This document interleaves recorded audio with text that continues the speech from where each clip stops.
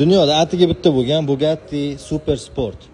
Oldiga mana bu raqamlarga e'tibor berib qo'yasizlar. Biz tomonlarda yaxshi raqam hisoblanmaydi, lekin siz Bugatti sotib olganingizda, mana masalan bunda 16 turibdi. 16 silindrli degani. Bugattingizga bir taxminan o'sha 5-6 ming dollar sarflasangiz, xohlagan raqamingizni qo'yib berishadi, ikkitali raqamni. Bu 1600 tot kuchli Super Sport, ya'ni eng tez Bugattilardan bittasi. Bu yoqda Pure Sport turibdi. Bu 1500 tot kuchi, lekin nimagadir menga eng yoqiydigani mana shu bo'ladi. Chunki buni orqasiga bitta e'tibor berib qo'yasizlar.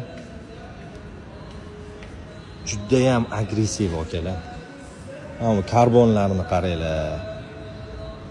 Bu yoqda ham yana bitta Super Sport turibdi. Bundan ham atiga bir dona ishlab chiqarilgan.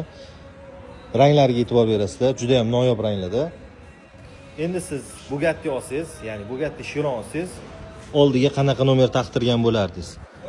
Обязательно kommentariyada yozib qoldiring.